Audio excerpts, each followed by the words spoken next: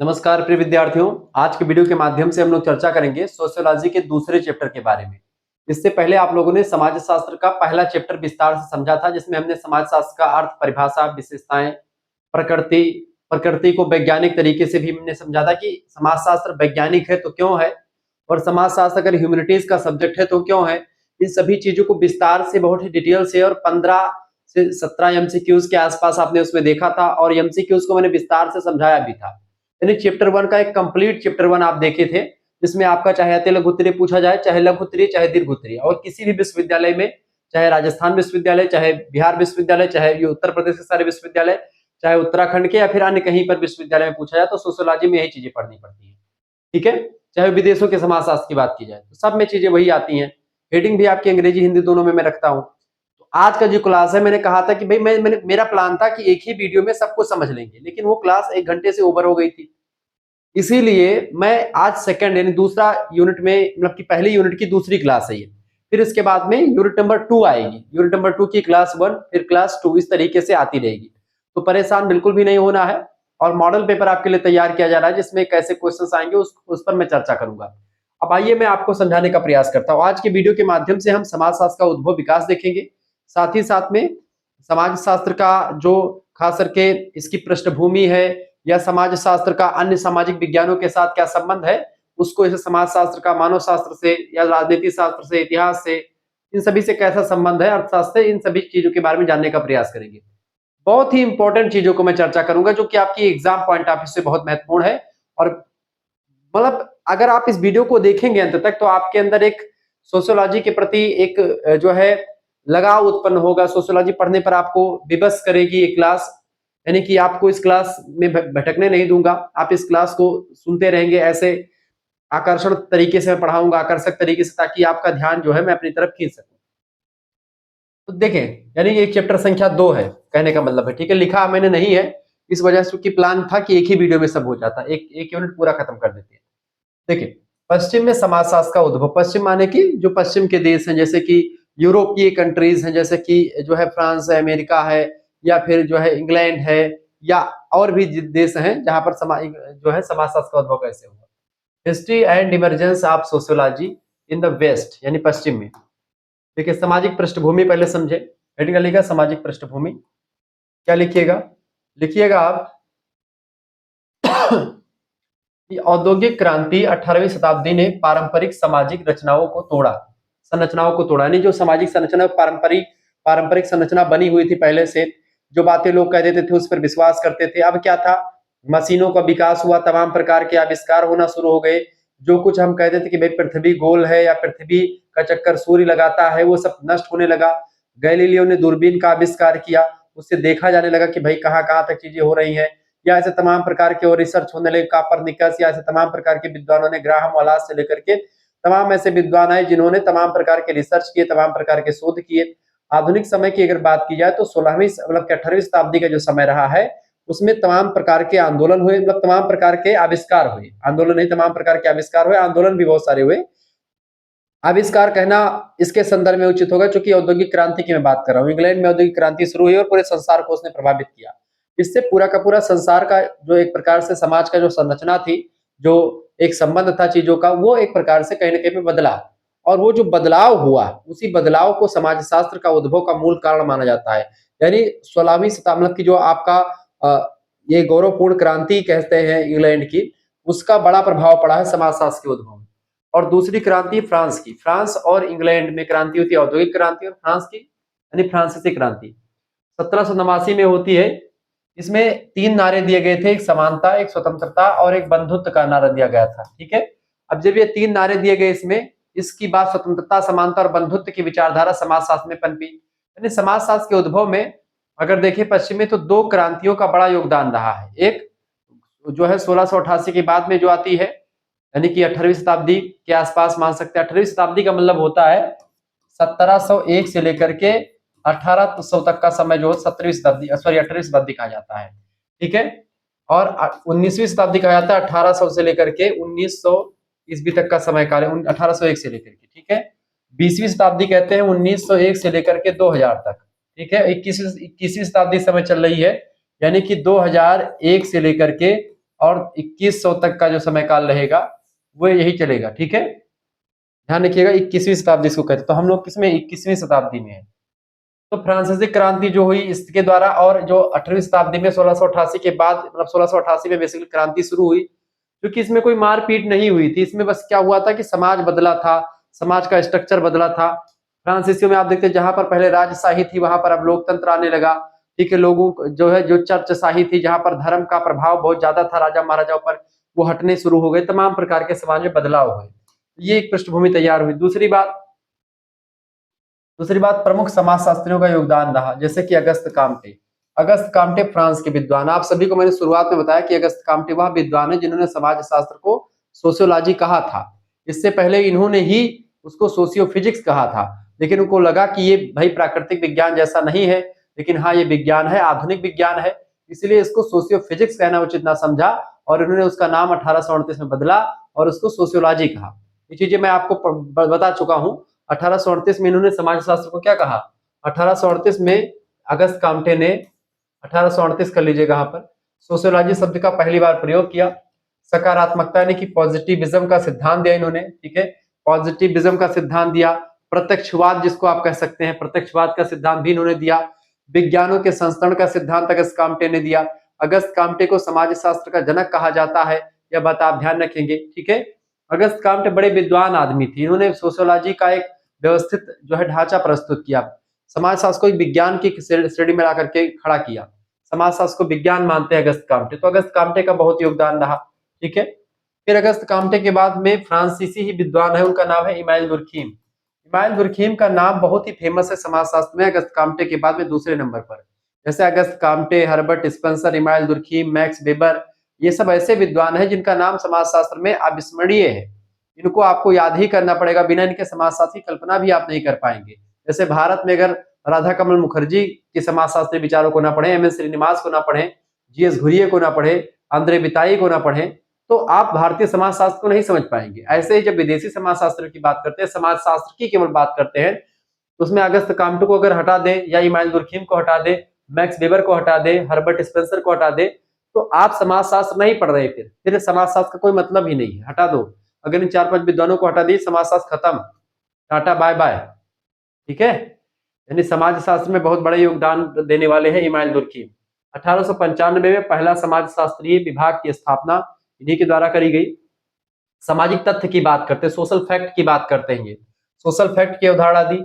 ना केवल social fact की, बल्कि इमाइल दुर्खीम वह व्यक्ति हैं जिन्होंने जो है आत्महत्या का सिद्धांत दिया।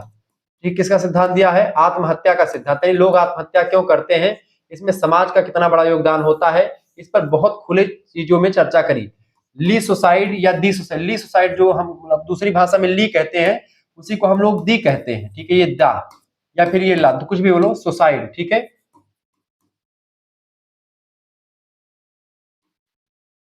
सुसाइड। ठीक है, तो दिस सुसाइड की अगर बात की जाए, ये हटा दीजिए, तो दिस सुसाइड या ली सुसाइड जो पुस्तक है, इन्हीं की पुस्तक है, इमाइल दुर्खीम की। ठीक है, इमाइल दुर्खीम ने ही सामाजिक तथ्य यानी सोशल फैक्ट की बात करी। यही वो व्यक्ति है, ये कहते हैं कि समाजशास्त्र क्या है।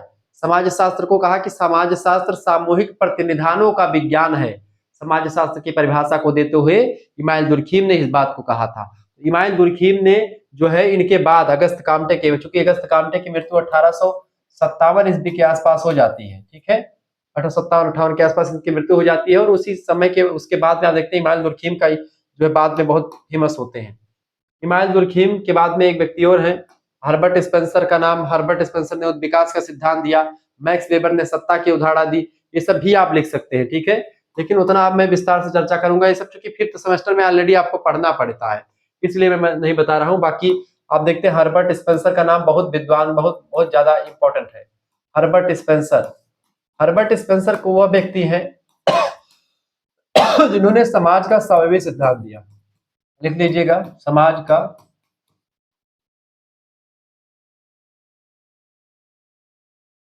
समाज को एक सावयव की भांति माना। सावयव माने क्या होता है? सावयव माने होता है यानी कि एक शरीर। ठीक है, शरीर की भांति मानते, जैसा कि शरीर में कई अंग, जैसे हाथ, कान, नाक, त्वचा, ये सब मिल करके समाज मतलब कि शरीर का निर्माण करते हैं। ऐसे समाज में तमाम प्रकार के समाज के अंग मिल करके समाज रूपी शरीर का निर्माण करते हैं। शरीर एक सावयव की भांति है, ऐसा किसने कहा? ऐसा इन्होंने कहा हर्बर्ट स्पेंसर ने। सामाजिक उद्विकास, समाज का स्वाभाविक सिद्धांत, सामाजिक उद्विकास का सिद्धांत, ठीक है, सामाजिक उद्विकास का सिद्धांत, सामाजिक उद्विकास का सिद्धांत भी इन्होंने ही दिया है हर्बर्ट स्पेंसर ने। हर्बर्ट स्पेंसर ने जो है जैवीय उत्पत्ति का सिद्धांत जो दिया था, उनका नाम था क्या नाम था, चार्ल्स डार्विन। चार्ल्स डार्विन के विचारों पर इन्होंने बहुत काम किया हर्बर्ट स्पेंसर ने, ठीक है। और जो काम उन्होंने जीवन की उत्पत्ति को लेकर के बताया था, वही चीज इन्होंने समाज पर लागू किया और सामाजिक उद्विकास का सिद्धांत दिया कि मनुष्य कैसे कैसे समाज, मनुष्य का उद्विकास हुआ है। उद्विकास वह प्रक्रिया है जिसमें मनुष्य का विकास धीरे धीरे होता है, जटिलता से सरलता से जटिलता की ओर होता है। मनुष्य पहले जब आदि मानव था, बस उसकी 3-4 आवश्यकताएं थी, रोटी, कपड़ा, मकान की। जब वो आवश्यकताएं धीरे धीरे करके उनकी आवश्यकताएं बढ़ती जाती समय के साथ साथ, ऐसे ऐसे मनुष्य का विकास होता जाता है। आज पहले आदि मानव जो मनुष्य था, आज हमारे जैसे बढ़िया जो है सुंदर, सुशील और गंभीर लड़के जो है हो रहे हैं, मनुष्य हो रहे हैं। कहने का मतलब समझ रहे हैं ना, यानी कि आज आप जैसे खूबसूरत प्राणी समाज में आए हैं, तो ये उद्विकास की प्रक्रिया के द्वारा ही आए हैं, क्योंकि उद्विकास एक लंबी और सरलता से जटिलता की ओर होने वाली एक प्रक्रिया है, ठीक है। पहले मनुष्य का जीवन एकदम सादा होता था, कोई मतलब नहीं था। आजकल क्या है, जो पंखा लगवा लिया है वो कूलर लगवाने की बात कर रहा है, जो जिसके पास कूलर है वो एसी लगवाने की सोच रहा है, जिसके पास साइकिल है, मोटरसाइकिल है तो कार सोच रहा है। ऐसे से मनुष्य के जीवन की आवश्यकताएं लगातार बढ़ती रहती है, क्योंकि मनुष्य अनंत इच्छाओं का स्वामी होता है और वह अनंत इच्छाएं वो लगातार उन्हीं इच्छाओं की पूर्ति करते करते और उसका प्राणांत हो जाता है, लेकिन उसकी इच्छाएं नहीं समाप्त होती हैं। और ध्यान रखेंगे बेटा, जिस व्यक्ति की इच्छाएं नहीं समाप्त होती हैं, उस व्यक्ति को मोक्ष प्राप्ति नहीं होती है, उसकी आत्मा भटकती रहती है। ऐसा धर्म में, ऐसा वेद में, मतलब वेद नहीं, ऐसे जो हमारे भारतीय धर्म ग्रंथ है उनमें बताया गया है, ठीक है। तो हर्बर्ट स्पेंसर ये हैं। ऐसे ही जो है मैक्स वेबर का नाम आता है। मैक्स वेबर भी बहुत अच्छे समाजशास्त्री हैं, ठीक है।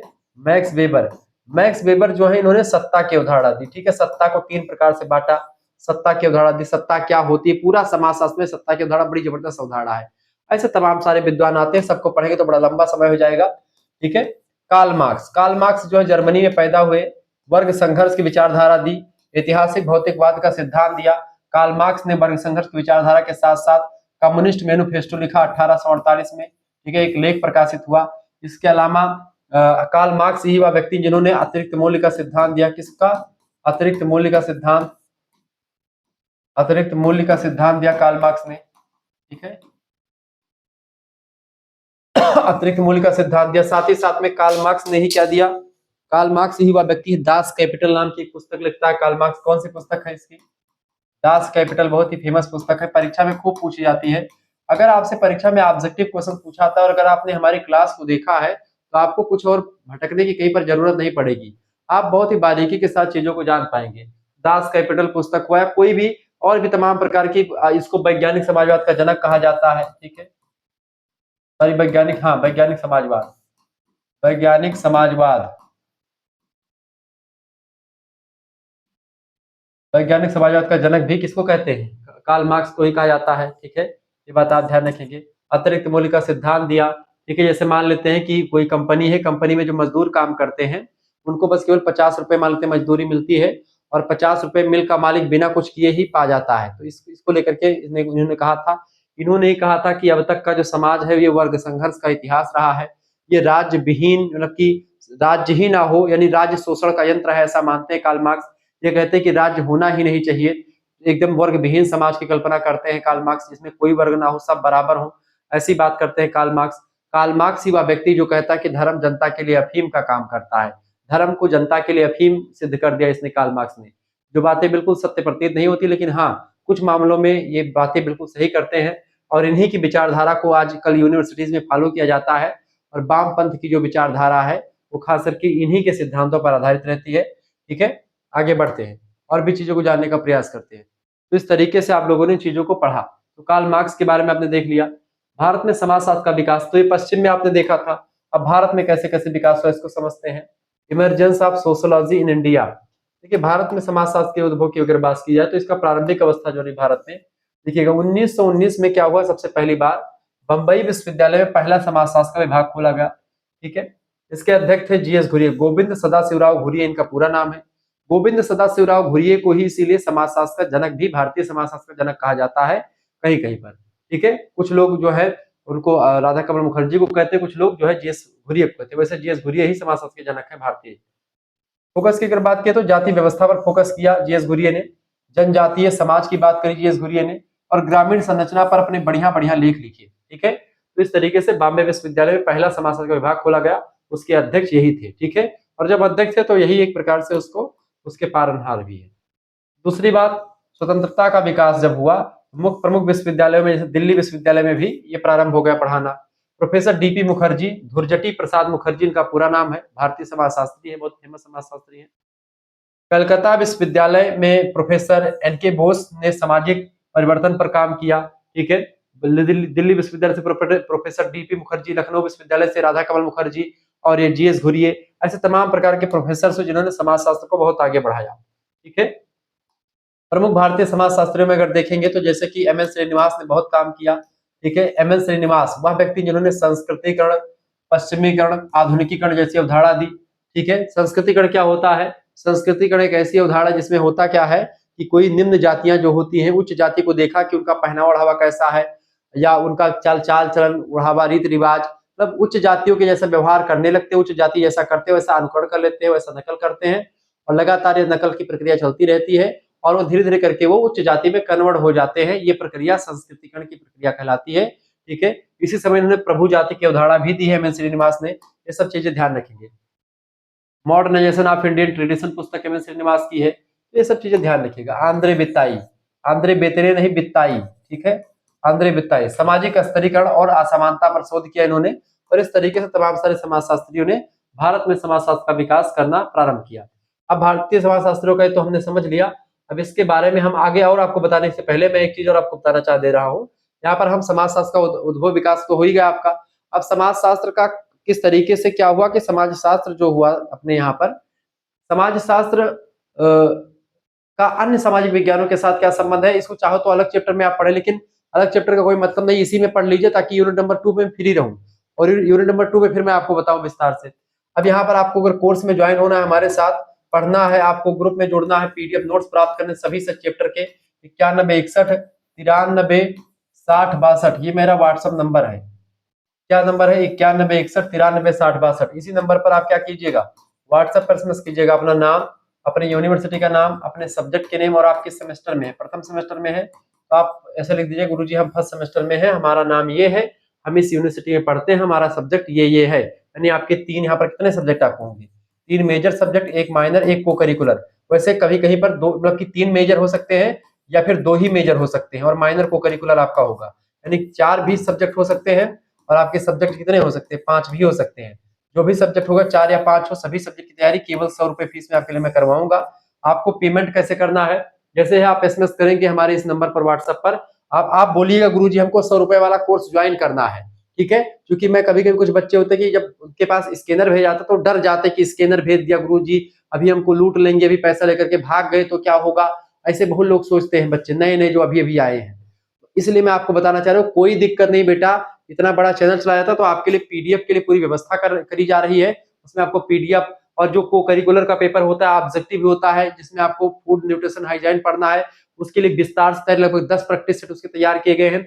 वो सब आपको मिल जाते हैं जब आप हमारे साथ जुड़ते हैं, मात्र और मात्र 100 रुपए फीस में। आपके पास एक स्कैनर भेजा जाएगा, क्यूआर कोड, उसी क्यूआर कोड को स्कैन करके आपको 100 रुपए फीस भेज देने हैं। अगर आप ऑनलाइन माध्यम नहीं चलाते हैं तो आप किसी दूसरे से, अपने भैया से, अपने पापा से, अपने दोस्तों से, किसी जो भी चलाते हो आप उनसे सेंड करवा सकते हैं। ये बात आप ध्यान रखेंगे, ठीक है। और आपको ग्रुप से जोड़ दीजिएगा, वहां पर आपको live class, video lecture, PDF note सब कुछ मिलेगा। ये बात आप ध्यान रखेंगे। और इस तरीके से आपके लिए पूरी व्यवस्था कर दी गई है। इसमें केवल एक सब्जेक्ट नहीं बल्कि 3 मेजर, 1 माइनर, 1 को करिकुलर, यानी सभी सब्जेक्ट जो आपके होंगे उनकी तैयारी करवाई जाएगी, ठीक है। और आप किसी भी यूनिवर्सिटी से, किसी भी कॉलेज में हो, कोई दिक्कत की बात नहीं, सब कुछ आपको मिलेगा। यहाँ पर जैसे ग्रुप से जोड़ा जाएगा वहां पर आपको क्या मिलेगी, लाइव क्लास की लिंक मिलेगी, साथ ही साथ में उसमें लाइव क्लास के बाद में उसकी पीडीएफ भी मिल जाएगी। लाइव क्लास आप नहीं देख पाते तो उसकी वीडियो की प्रावधान भी, यानी कि आप रिकॉर्डेड क्लास देख पाइएगा। इसके साथ ही साथ में सभी चैप्टर के आपको पीडीएफ नोट्स की व्यवस्था की जाएगी, यानी सभी चैप्टर के लिए, और सभी चैप्टर से बनने वाली एमसीक्यूज, ऑब्जेक्टिव क्वेश्चंस के लिए मॉडल पेपर, रिवीजन क्लास, ठीक है। परीक्षा के अंतिम दौरान के लिए रिवीजन क्लास की बात, महामैराथन क्लास, ठीक है। सभी क्लास के माध्यम से पूरा सिलेबस को आपके लिए कवर किया जाएगा, कुछ भी आपका छूटने वाला है नहीं। शुक्ला डी पॉइंट के साथ आप जुड़ेंगे, chapter wise live class, model paper, revision class, chapter wise PDF notes, unit wise PDF notes, ठीक है। इस तरीके से आपको बहुत ही बारीकी के साथ चीजें मिलती रहेंगी, कम चीजों में सरल भाषा में बहुत ही बारीकी के साथ आपका सारा कॉन्सेप्ट क्लियर किया जाएगा। जो भी बातें मैं बताऊंगा बहुत सरल चीज तरीके से बताता हूँ, कॉन्सेप्चुअली बताता हूँ, ताकि आपका दिमाग उसमें जो है भटके ना, आप चीजों को समझ पाए। पॉइंट टू पॉइंट चीजों को समझाने का प्रयास रहता है। अब की बार नोट्स भी आपके लिए धाकड़ अंदाज में तैयार किया जा रहा है, ठीक है।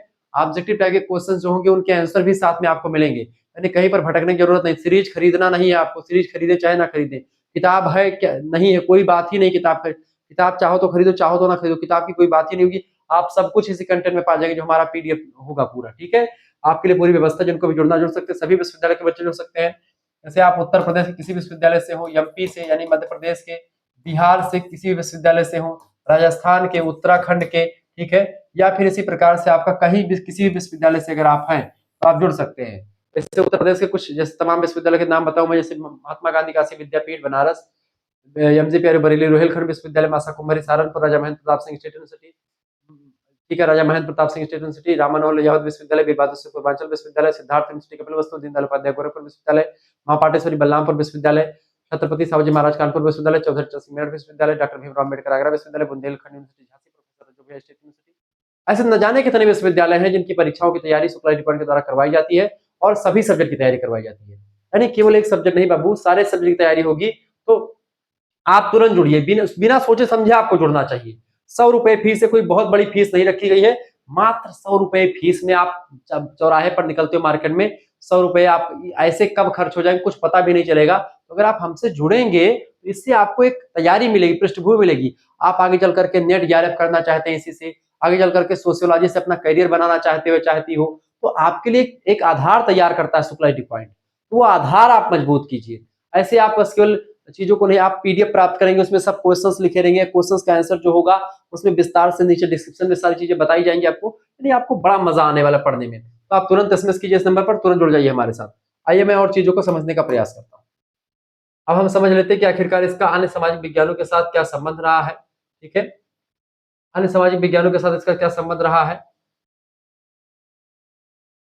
विस्तार से हम समझने का प्रयास करेंगे।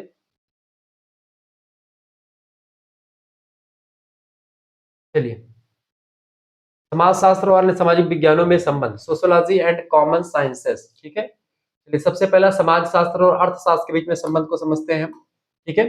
कुछ इंपॉर्टेंट पॉइंट ही मैंने लिखा है, ज्यादा आपके लिए लाग लपेट की बात नहीं करता हूं, जो अस्पष्ट है वो अस्पष्ट चीजें मैंने लिखी है ताकि आपको कहीं पर भटकना ना पड़े। देखिए हेडिंग डालिएगा, अर्थशास्त्र और समाजशास्त्र।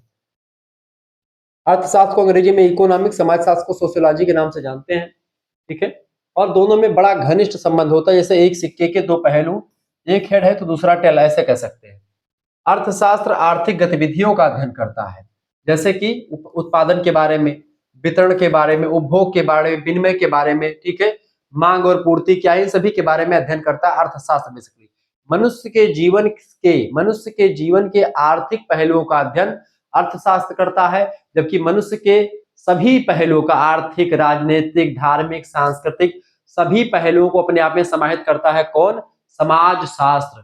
समाजशास्त्र जो होता है ये मनुष्य के जीवन के समस्त पहलू उसमें आ जाते हैं, ठीक है, जबकि अर्थशास्त्र में मनुष्य के जीवन का केवल एकमात्र पहलू होता है, वो होता है आर्थिक पहलू, ठीक है। समाजशास्त्र में सारे पहलू शामिल हो जाते हैं, यानी समाजशास्त्र एक बड़ी विषय वस्तु है, व्यापक इसका विषय वस्तु है, और अर्थशास्त्र की विषय वस्तु समाजशास्त्र की अपेक्षा छोटी है, यानी समाजशास्त्र की एक इकाई के रूप में अर्थशास्त्र को हम पढ़ सकते हैं, ठीक है। दूसरी बात, समाजशास्त्र इन गतिविधियों के सामाजिक प्रभाव को देखता है, जैसे कि उत्पादन और वितरण और उपभोग में अगर कोई तालमेल सही से नहीं बैठता तो गरीबी, सामाजिक असमानता जो होती आ जाती है, इनका अध्ययन समाजशास्त्र करता है। उत्पादन, वितरण और उपभोग का अध्ययन ये करता है, ठीक है, समाज मतलब क्या नाम है, अर्थशास्त्र।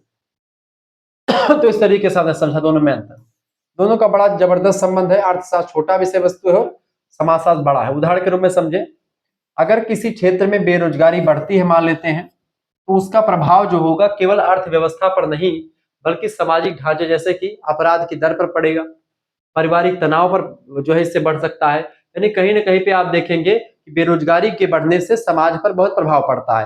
यानी जब अर्थशास्त्र का एक टॉपिक है बेरोजगारी, अब बेरोजगारी बढ़ती कब, उत्पादन मान लेते कम हुआ तो बेरोजगारी बढ़ेगी, या चीजें अच्छी नहीं हुई, फसल अच्छी नहीं हुई तो बेरोजगारी बढ़ेगी, बेरोजगारी बढ़ी, पैसे कम है तो भाई आपके अंदर टेंशन होगा, मानसिक तनाव होगा, आपके व्यवहार बदलेंगे, और व्यवहार बदलने से क्या होता है, समाज बदलता है, क्योंकि समाज जो होता है सामाजिक व्यवहार ही होता है, सामाजिक संबंधों को ही अध्ययन करता है सामाजिक, ठीक है चीजें। समाजशास्त्र क्या है, सामाजिक संबंधों का जाल है। सामाजिक संबंध में परिवर्तन कैसे होगा, जब गरीबी आएगी, बेरोजगारी आएगी, तमाम प्रकार का चिड़चिड़ापन आएगा, सब कुछ बदलता है, ठीक है। यही सब चीजें आपको समझनी, तो अर्थशास्त्र समाजशास्त्र का कुछ ऐसा संबंध रहा है। आगे देखेंगे दूसरा, दूसरा आपका जो है टॉपिक है, दूसरा टॉपिक है राजनीति विज्ञान और समाजशास्त्र। देखिए पॉलिटिकल साइंस जो है मनुष्य के जीवन के राजनीति से, राजनीतिक पहलू से जुड़ा हुआ है, जबकि समाजशास्त्र जो है ये सामाजिक पहलू से जुड़ा हुआ है। सामाजिक पहलू में राजनीतिक, धार्मिक, आर्थिक सारे पहलू आ जाते हैं, यानी ये भी पॉलिटिकल साइंस भी छोटा है इसे समाजशास्त्र से। समाजशास्त्र की विषय वस्तु व्यापक है, पॉलिटिकल साइंस की विषय वस्तु छोटी है, ये अंतर भी लिख सकते हैं आप। देखिए सबसे पहले पॉइंट, राजनीति विज्ञान किसका अध्ययन करता है। राजनीति विज्ञान जो होता है सत्ता किसे कहते हैं, सत्ता, शासन, नीति वगैरह कैसे बनानी है, क्या क्या चीजें हैं, सब पूरा राजनीति विज्ञान में इन सभी चीजों का अध्ययन किया जाता है। जबकि अगर वहीं पर आप देखेंगे, वहीं पर आप जब देखते हैं कि समाजशास्त्र के बारे में, तो समाजशास्त्र जो होता है सत्ता और समाज के बीच के संबंधों को समझता है कि सत्ता और समाज के बीच में क्या संबंध होते हैं, तो संबंधों का अध्ययन समाजशास्त्र के अंतर्गत किया जाता है, ठीक है। जबकि सत्ता शासन नीतियों का अध्ययन जो होता है वो इसके अंतर राजनीति शास्त्र के अंतर्गत करते हैं, ठीक है। स्वतंत्रता संग्राम के दौरान भारतीय समाजशास्त्रियों ने राजनीतिक विज्ञान और समाजशास्त्र के सम्मेलन से अध्ययन किया था। इस तरीके से आप समझ सकते हैं बहुत सारी चीजें जो है समाजशास्त्र और राजनीतिक शास्त्र में कॉमन सी चीजें हैं, मिली जुली चीजें हैं, ठीक है। तो समाजशास्त्र और जो पॉलिटिकल साइंस है, राजनीतिक विज्ञान है, ये एक को सब्जेक्ट है, यानी कि सहसंबंध है, दोनों में एक दूसरे के पूरक है सब्जेक्ट, ठीक है।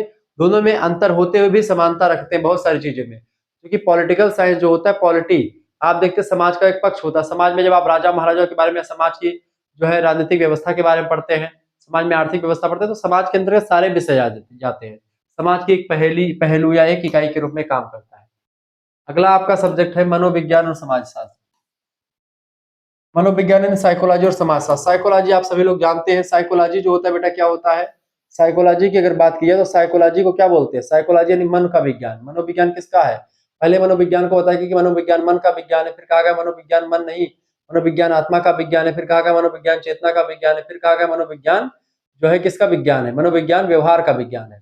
और वास्तव में मनोविज्ञान मानव के व्यवहार का अध्ययन करता है, क्योंकि मनुष्य के व्यवहार में मन, आत्मा, चेतना सब कुछ शामिल हो जाती है। मनोविज्ञान किसका विज्ञान है, मनोविज्ञान मानव के व्यवहार का अध्ययन करता है, और मानव का व्यवहार मनुष्य के संबंधों के द्वारा बनता है, मनुष्य के व्यवहार के द्वारा उनके संबंध बनते हैं। और समाज किसका अध्ययन करता है, सामाजिक संबंधों का अध्ययन करता है। समाज सामाजिक संबंधों का जाल है, मैकाबर पेज ने कहा। जब समाज सामाजिक संबंधों का अध्ययन करता है, सामाजिक संबंध किससे बनता है, मनुष्य के बिहेवियर से बनता है, और मनुष्य के बिहेवियर का अध्ययन मनोविज्ञान करता है। बिहेवियर से समाज का निर्माण होता है, यानी सामाजिक संबंधों का निर्माण होता है। सामाजिक संबंधों को अध्ययन करता है समाज, ठीक है, समाज शास्त्र। और मनुष्य का जो व्यवहार है उसका अध्ययन करता है कौन, मनोविज्ञान। मनोविज्ञान मनुष्य के व्यवहार का अध्ययन करता है, और उस व्यवहार से जो संबंध बनते हैं उन संबंधों का अध्ययन करता है समाजशास्त्र, ऐसे कह सकते हैं। तो समाज शास्त्र और मनोविज्ञान का भी वैसा ही संबंध जैसा राजनीति का और समाज का है, जैसा कि और इतिहास का समाज का है, इन सभी चीजों से, ठीक है। आप 2 पॉइंट के माध्यम से इसको लिख सकते हैं। मनोविज्ञान व्यक्ति की मानसिक प्रक्रियाओं का अध्ययन करता है, जबकि समाज शास्त्र समूहों के व्यवहार का अध्ययन करता है, ठीक है। समाजशास्त्र समूहों के व्यवहार कैसे होते हैं, और मनोविज्ञान व्यक्ति की मानसिक प्रक्रियाओं का अध्ययन करता है, किसी व्यक्ति का व्यवहार कैसा उसका अध्ययन करता है, ठीक है। कुल मिलाकर के आप कह सकते हैं कि मनोविज्ञान बताता है कि व्यक्ति कैसे सोचता है, समाजशास्त्र यह बताता है कि समूह का दबाव उस सोच को कैसे बदलता है। इन चीजों को जो है यहाँ पर आपने समझा। मनोविज्ञान और समाजशास्त्र ये दोनों भी एक दूसरे के जुड़े हुए सब्जेक्ट है, एक ही सिक्के के 2 पहलू है। अतः हम कह सकते हैं उपसंहार में क्या कह सकते हैं बाबू, कि समाजशास्त्र केवल अध्ययन का विषय नहीं, बल्कि समाज में सकारात्मक बदलाव लाने का एक सशक्त माध्यम है, ठीक है। तो आपने ये समझा। अब हमने ये जो है एमसीक्यू जो यूनिट नंबर 1 से बनने वाले थे उनको हमने समझ लिया था। 50 एमसीक्यू तैयार किए थे हमने, 15 एमसीक्यूज हमने देख लिए थे।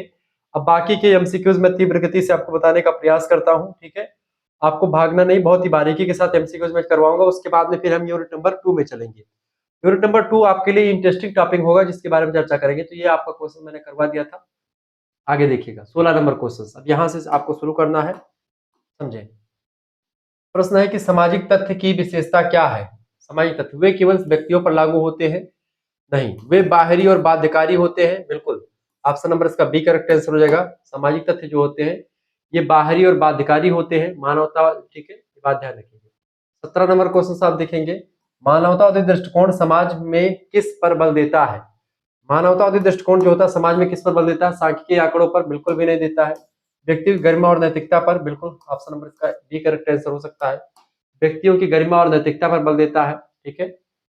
18 नंबर क्वेश्चन आप देखेंगे, प्रश्न है समाज शास्त्र और राजनीति विज्ञान का संबंध किस पर आधारित है? सामाजिक व्यवहार पर बिल्कुल भी नहीं, सत्ता और शासन व्यवस्था पर आधारित है। ऑप्शन नंबर इसका बी करेक्ट आंसर हो जाएगा। अगला प्रश्न आप देखिएगा, 19 नंबर, केस स्टडी पद्धति का प्रमुख लाभ क्या है? यह संपूर्ण समाज का अध्ययन करती है? नहीं, ये किसी घटना या समूह का गहन विश्लेषण करती है, बिल्कुल किसी एक घटना का गहन विश्लेषण करती है। ऑप्शन नंबर बी में आपका सही आंसर दिया हुआ है। आगे देखिएगा, 20 नंबर क्वेश्चन आ चुका है। प्रश्न, भारत में समाजशास्त्र की शिक्षा के संस्थापक किसे माना जाता है? भारत में समाजशास्त्र की शिक्षा का संस्थापक बताओ। एमएन श्रीनिवास। एमएन श्रीनिवास ने संस्कृतिकरण की अवधारणा दी है, ठीक है। एमएन श्रीनिवास ने क्या दी है? संस्कृतिकरण की अवधारणा, ठीक है, आधुनिकीकरण की अवधारणा दी है, ठीक है, और आपका और भी पश्चिमीकरण की अवधारणा दी है। जीएस घुरिये जाति की अवधारणा देने वाले हैं राधा कमल मुखर्जी और जीएस घुरिये, इन्हीं दो में से कोई एक होंगे। राधा कमल मुखर्जी बिल्कुल राइट आंसर है आपका। राधा कमल मुखर्जी और जीएस घुरिये में डिबेट चलता है कि कौन समाजशास्त्र के जनक कहे जाएंगे भारत के, तो दोनों लोगों के बारे में बातें कही जाती है, बात ध्यान रखिएगा। किस नंबर क्वेश्चन आ चुका है, सामाजिक संरचनाओं का अध्ययन समाजशास्त्र के किस क्षेत्र में आता है? सामाजिक संरचना, सोशल स्ट्रक्चर, सोशल स्ट्रक्चर का अध्ययन समाजशास्त्र के किस क्षेत्र में आता है? मानव शास्त्र में नहीं, सामान्य शास्त्र, समाजशास्त्र, बिल्कुल सामान्य समाजशास्त्र में सामाजिक संरचनाओं का अध्ययन माना जाता है, बी ऑप्शन। अगला क्वेश्चन आप देखेंगे, अगला प्रश्न 22 नंबर, सांख्यिकी विश्लेषण किस प्रकार के डेटा पर आधारित होता है? सांख्यिकी विश्लेषण मात्रात्मक डाटा पर आधारित होता है। ऑप्शन नंबर इसका क्वांटिटी जो होती है उस पर, बी ऑप्शन राइट आंसर होगा। अगला प्रश्न 23 नंबर क्वेश्चन आप देखेंगे, प्रश्न है क्लास कॉन्फ्लिक्ट यानी कि वर्ग संघर्ष का सिद्धांत किस समाजशास्त्री ने दिया है? कार्ल मार्क्स ने ही दिया वर्ग संघर्ष विचारधारा। दास कैपिटल पुस्तक किसकी है? कार्ल मार्क्स की है। दास कैपिटल पुस्तक किसने लिखी? कार्ल मार्क्स ने लिखी दास कैपिटल। इसके साथ इमानुएल दुर्खिम ने क्या दिया? इमानुएल दुर्खिम ने जो है आत्महत्या का सिद्धांत दिया इन्होंने। क्या आत्महत्या का सिद्धांत? दी सुसाइड पुस्तक इनकी है। आत्महत्या सामाजिक तथ्य की अवधारणा दी, सोशल फैक्ट की बात करते हैं इमानुएल दुर्खिम। इमानुएल दुर्खिम कहते हैं कि समाज शास्त्र सामाजिक प्रतिनिधानों का विज्ञान है, ठीक है। हर्बर्ट स्पेंसर समाज का स्वाभाविक सिद्धांत, शरीर समाज को शरीर की भांति मानते हैं, शरीर समाज को एक शरीर की भांति मानते हैं, समाज का स्वाभाविक सिद्धांत, ठीक है। स्वाभाविक सिद्धांत, अगस्त काम्टे समाजशास्त्र के जनक, ठीक है। ये सब चीजें आपसे पूछी जा सकती है, लिख दीजिएगा। 1838 में समाजशास्त्र का शब्द का प्रयोग सबसे पहली बार इन्होंने किया। इसके अलावा जो है अगस्त काम्टे जो है समाजशास्त्र को सामाजिक विज्ञान बताते हैं, विज्ञानों के संस्करण की बात करते हैं, सोशल फैक्ट की बात करते हैं, सॉरी प्रत्यक्षवाद की बात करते हैं, पॉजिटिविज्म की बात करते हैं, ये ठीक है, ध्यान रखिएगा। अगला क्वेश्चन आ चुका है 24 नंबर प्रश्न आप देखिएगा, भारत किस विश्वविद्यालय में समाजशास्त्र विभाग की स्थापना हुई थी? भारत के किस विश्वविद्यालय में? दिल्ली में नहीं, बिल्कुल नहीं, बंबई विश्वविद्यालय सबसे पहले 1919 में समाजशास्त्र का अध्ययन शुरू हुआ था, ये बात ध्यान रखेंगे, ठीक है, बंबई विश्वविद्यालय। समाजशास्त्र को विज्ञान कहने का आधार क्या है? या केवल दर्शन पर आधारित है? बिल्कुल भी नहीं। या प्रमाण और विश्लेषण पर आधारित है? बिल्कुल राइट आंसर है, क्योंकि यह प्रमाण और विश्लेषण पर आधारित है, इसीलिए इसको विज्ञान कहना उचित माना जाता है। अगला क्वेश्चन 26 नंबर क्वेश्चन आप देखिएगा, प्रश्न, sociology is the science of social institution, यह कथन किस विद्वान का है? अरे सोशियोलॉजी जो होता है एक विज्ञान है, किसका विज्ञान है? सोशल इंस्टीट्यूशन का, सामाजिक संस्थाओं का विज्ञान है। किसने कहा था? माइकाइबर ने कहा था। ऑप्शन नंबर इसका सी करेक्ट आंसर हो जाएगा। अगला प्रश्न आपकी स्क्रीन पर आ चुका, मानवतावादी दृष्टिकोण में समाज का उद्देश्य क्या है? जिसका उद्देश्य होता है समाज का व्यक्ति की गरिमा और सामाजिक न्याय की स्थापना की जाए, सी ऑप्शन इसका राइट आंसर हो जाएगा।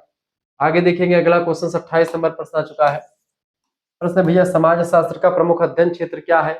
समाज शास्त्र का समाज और उसकी संरचनाएं, बिल्कुल राइट आंसर हो जाएगा। समाज और उसकी संरचनाओं का अध्ययन समाज शास्त्र करता है। आगे देखिएगा अगला क्वेश्चन आ चुका है, 29 नंबर प्रश्न आपके स्क्रीन पर आ चुका है, भारत में किस समाजशास्त्री ने caste and race in India पुस्तक लिखी है? Caste and in India GS Ghurye की पुस्तक है। Caste and race in India, caste माने होता है जाति और रेस माने होता है क्या? प्रजाति, यानी जाति और प्रजातियों को लेकर के पुस्तक लिखी है किसने?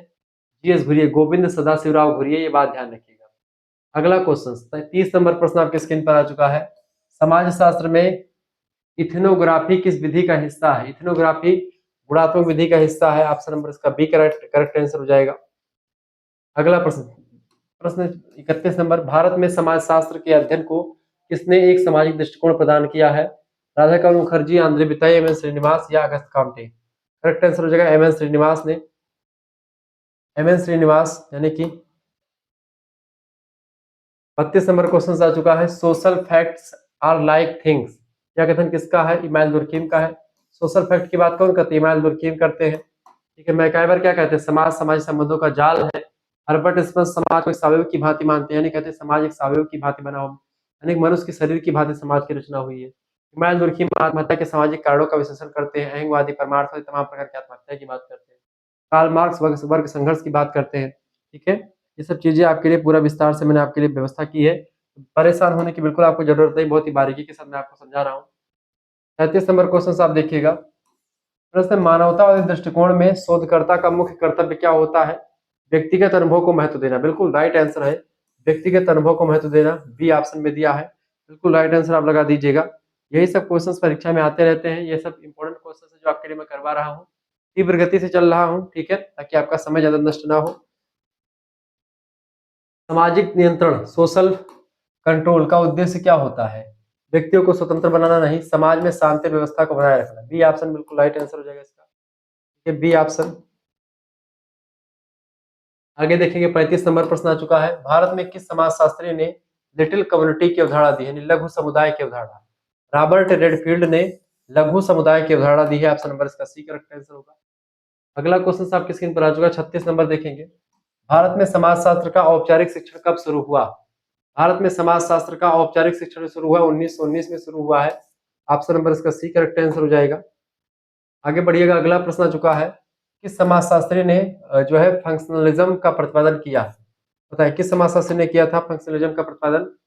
तो टालकैट पार्सल्स ने किया था। ऑप्शन नंबर इसका बी करेक्ट आंसर हो जाएगा। अगला प्रश्न आपके स्क्रीन पर आ चुका है। समाजशास्त्र मानव समाज का वैज्ञानिक अध्ययन है, किसने कहा था? अगस्त काम्टे ने ही कहा था, समाजशास्त्र के जनक है। आगे देखिए, जनक माने फादर है। सबसे पहले सोशियोलॉजी शब्द का प्रयोग उन्होंने किया था। सोशियस और लोगस दो शब्द से मिलकर के सोशियोलॉजी शब्द बना है। सोशियस लैटिन भाषा का है और ग्रीक भाषा का है, लोगस। भारत में समाजशास्त्र के अध्ययन में विलेज स्टडीज का विशेष स्थान किसने दिया? विलेज स्टडीज यानी गांव गांव के अध्ययन पर एक प्रकार से किसने फोकस किया है? एम एन श्रीनिवास ने। ठीक है, बड़े फेमस विद्वान है एम एन श्रीनिवास। अगला क्वेश्चन आ चुका है 40 नंबर प्रश्न, समाज शास्त्र का मुख्य कार्य। समाज शास्त्र का मुख्य कार्य क्या है? धार्मिक विश्वासों को मजबूत करना, बिल्कुल नहीं। राजनीतिक नीतियों का निर्धारण करना, नहीं। सामाजिक संबंधों और संरचनाओं का अध्ययन करना, बिल्कुल सी ऑप्शन। ऑप्शन को पढ़ेंगे वैसे आपका क्लियर हो जाएगा। 41 नंबर क्वेश्चन से सोशियोलॉजी एज ए साइंस का विरोध किसने किया? समर्थन तो अगस्त काम्टे ने किया है। इमानुएल दुर्कीम समाजशास्त्र को विज्ञान मानते हैं, मैकाइवर भी विज्ञान ही मानते हैं। कार्ल पॉपर ने इसका विरोध किया है, ये बात ध्यान रखेंगे। ठीक है, इन्होंने विरोध किया इसका। ऑप्शन नंबर इसका बी लगा दीजिएगा। आगे बढ़िएगा, अगला क्वेश्चन 42 नंबर प्रश्न आ चुका है। मानवतावादी दृष्टिकोण का उद्देश्य क्या है? मानवतावादी दृष्टिकोण किसका? मानवतावादी दृष्टिकोण का उद्देश्य होता है व्यक्ति के अनुभव और सामाजिक अर्थ को महत्व देना, बी ऑप्शन करेक्ट आंसर हो जाएगा। आगे देखिएगा, अगला क्वेश्चन आ चुका है 43 नंबर प्रश्न, भारत में समाजशास्त्र को लोकप्रिय बनाने में किस विदेशी विद्वान का योगदान रहा है? भारत में समाजशास्त्र को लोकप्रिय बनाने का जो योगदान है आंद्रे बिताई का। ऑप्शन नंबर इसका बी करेक्ट आंसर हो जाएगा। अगला प्रश्न आ चुका है, प्रश्न देखिएगा, समाज शास्त्र और मानव शास्त्र में मुख्य अंतर क्या होता है? मुख्य अंतर ये कि समाज शास्त्र जो होता है वो आधुनिक समाज का अध्ययन करता है और मानव शास्त्र जो होता है आदिम समाज का अध्ययन करता है। ठीक है, आगे देखिएगा, अगला प्रश्न आपकी स्क्रीन पर आ चुका है 45 नंबर प्रश्न है, किस समाजशास्त्री ने जो है वैल्यू नेचुरलिटी की अवधारणा दी है? तो मैक्स वेबर ने दी है। ऑप्शन नंबर इसका ए करेक्ट आंसर हो जाएगा। वैल्यू माने मूल्य। ठीक है, आगे देखिएगा 46 नंबर प्रश्न आ चुका है। समाज शास्त्र में कॉम्परेटिव मेथड का उपयोग किसने किया? समाजशास्त्र में कॉम्परेटिव मेथड का उपयोग इमानुएल दुर्कीम ने किया है। सी ऑप्शन इसका राइट आंसर हो जाएगा। 47 नंबर क्वेश्चन आप देखेंगे, समाज शास्त्र का अंतिम उद्देश्य क्या है? केवल समाज की आलोचना करना, बिल्कुल नहीं। सामाजिक समस्याओं का समाधान और समाज का कल्याण, बिल्कुल राइट आंसर बी ऑप्शन हो जाएगा। यही करेक्ट आंसर है बी वाला। ठीक है, आगे देखिएगा 48 नंबर प्रश्न आ चुका है। भारत में भारत में सामाजिक शोध के लिए किस संस्था की स्थापना की गई? तो भारतीय समाज शास्त्र परिषद की स्थापना की गई। ऑप्शन नंबर इसका सी राइट आंसर हो जाएगा। आगे देखिएगा, अगला प्रश्न आ चुका है 49 नंबर क्वेश्चन। आप देखिएगा, प्रश्न सामाजिक संस्थाएं समाज के अंग है, यह कथन किसका है? इस कथन को हर्बर्ट स्पेंसर ने कहा था। बिल्कुल बी ऑप्शन इसका राइट आंसर हो जाएगा। आगे देखिएगा, अगला प्रश्न आ चुका 50 नंबर। 50 नंबर मैं अब की बार आगे से जब क्वेश्चन बनाऊंगा इन सभी क्वेश्चंस का नीचे में पीडीएफ में उसका डिस्क्रिप्शन भी लिख दूंगा पॉइंट टू पॉइंट, नहीं इस क्वेश्चन से और भी क्वेश्चन जो तैयार हो सकते हैं उसको भी। समाज शास्त्र में जो है पार्टिसिपेंट ऑब्जर्वेशन का उपयोग किस प्रकार किया जाता है शोध में? देखिए, ये होता है गुणात्मक यानी क्वालिटी के लिए। ऑप्शन नंबर 1 शोध में क्वालिटी लाने के लिए, ए ऑप्शन। इस तरीके से आपने 50वां इंपॉर्टेंट क्वेश्चन को समझ लिया। ठीक है, मिलते हैं फिर नेक्स्ट वीडियो में, तब तक के लिए जय हिंद जय भारत। वैसे आपको हमारे साथ जुड़ जाना चाहिए 91 61 93 60 62। ये क्लास जो है आपको जो थर्ड मतलब दूसरी यूनिट की आएगी उसमें बहुत ही धाकड़ अंदाज में क्लास है, जिसमें आपको समिति, समाज, समूह, ऐसे और तमाम प्रकार की चीजों के बारे में आपको पढ़ना है। विस्तार से हम आपको बताएंगे। कहीं पर आपको जाने की, कहीं पर भटकने की कोई जरूरत नहीं है। सब कुछ आपको यहीं पर मिलेगा और कहीं से कुछ और पढ़ने की जरूरत भी आपको नहीं पड़ेगी। सारी चीजें आपके लिए पूरी व्यवस्थित की जा रही हैं। पीडीएफ नोट्स के माध्यम से सब कुछ आपको मिलेगा। इस नंबर पर तुरंत एसएमएस कीजिए। मात्र 100 रुपए फीस में आपके लिए पूरी व्यवस्था की जा रही है। ये बात आप ध्यान रखेंगे।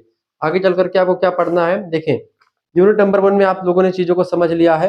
अब हम यूनिट नंबर 2 में किसके बारे में चर्चा करेंगे? वैसे सोशियोलॉजी का अदर सोशल साइंस से जो संबंध था हमने यहाँ पर थोड़ा बहुत शॉर्ट भाव में बताया है, लेकिन अगर आप चाहें तो इसको मैं इसमें अंतर जैसे समाज शास्त्र, जैसे आपका है यूनिट नंबर 2 में sociology and other social sciences, ठीक है। अब उसमें जैसे कि आपका एंथ्रोपोलॉजी हो गया, economics, history, psychology, political science, इसी से संबंध स्थापित करने को लेकर के क्वेश्चन पूछा जाएगा। तो आप चाहेंगे तो मैं एक ही वीडियो में सारा को समाप्त कर दूंगा या फिर इन चीजों को अलग अलग करके समझा दूंगा विस्तार से। वैसे यहाँ से क्वेश्चन एक आध दो क्वेश्चन आते हैं बस। और यूनिट नंबर 2 3 जो है सबसे इंपॉर्टेंट है, जिसमें society, community, institution, association, social group, human and animal society. मैं प्रयास करूंगा कि बेसिक कंसेप्ट जो सोशियोलॉजी का है थर्ड यूनिट वाला उसको पहले करवा दूं, ताकि वो क्वेश्चन बहुत कुछ है। बाकी तो आपने सोशल साइंस का संबंध समझ ही लिया। यूनिट नंबर 3 अब सीधा आएगा, फिर 4 आएगा, जिसमें हम फैमिली के बारे में, किनशिप के बारे में, यानी कि जाति मतलब की नातेदारी, विवाह, मैरिज, ठीक है, एजुकेशन एंड स्टेट रिलीजन, सभी के बारे में चर्चा करेंगे। पूरा विस्तार से आपको बताने का प्रयास रहेगा। ठीक है, चलिए फिर मिलते हैं नेक्स्ट वीडियो में। तुरंत एसएमएस कीजिए इस नंबर पर अपना नाम, अपने यूनिवर्सिटी का नाम, अपने सब्जेक्ट के नेम और आप किस सेमेस्टर में, अपने सेमेस्टर फर्स्ट सेमेस्टर वाला पूरा कोर्स जो फर्स्ट सेमेस्टर का है आपके लिए मात्र 100 रुपए फीस में कर दिया गया है। 100 रुपए फीस में आपको मिल रहा है। अभी तुरंत एसएमएस करिए इस व्हाट्सएप नंबर पर। आपके पास जैसे एसएमएस करेंगे आप बोलिएगा हमको 100 रुपए वाले कोर्स में ज्वाइन होना है, आपके पास एक स्कैनर भेजेंगे, उसी स्कैनर पर मात्र 100 रुपए फीस जमा करके आप कोर्स में ज्वाइन हो सकते हैं। लाइव क्लास इसमें आपको मिलेगी, इसमें आपको वीडियो लेक्चर्स मिलेंगे, इसमें आपको पीडीएफ नोट्स मिलेंगे, ठीक है, सब कुछ आपको मिलेगा मात्र 100 रुपए फीस में। जुड़िए, सभी लोग जुड़िए। इसमें 3 मेजर सब्जेक्ट, एक माइनर सब्जेक्ट, एक को करिकुलर परीक्षा हमेशा एमसीक्यूज होती है, सभी विश्वविद्यालय की सेमी पैटर्न पर होती है। और फूड न्यूट्रिशन हाइजीन पढ़ना है इसमें, खाद्य पोषण स्वच्छता, उसका आपको सीरीज वगैरह नहीं खरीदनी है, ना कुछ खरीदना और ना ही किसी भी सब्जेक्ट का आपको सीरीज वगैरह खरीदने देने हैं। सब कुछ आपको मिल जाएगा मात्र 100 रुपए फीस में। एमसीक्यूज के जो क्वेश्चन आंसर के सब कुछ मिलेंगे। 10 प्रैक्टिस सेट, 10 प्रैक्टिस सेट आपको मिलेंगे, जिसमें एग्जाम में क्वेश्चन आ जाएगा। मात्र उसी प्रैक्टिस सेट को पढ़ लीजिएगा, बाकी कुछ पढ़ने की आपको जरूरत भी नहीं पड़ेगी। ठीक है, धन्यवाद, मिलते हैं नेक्स्ट। बहुत बहुत धन्यवाद आप सभी का। वीडियो को लाइक, चैनल को सब्सक्राइब जरूर कर दीजिएगा। ठीक है।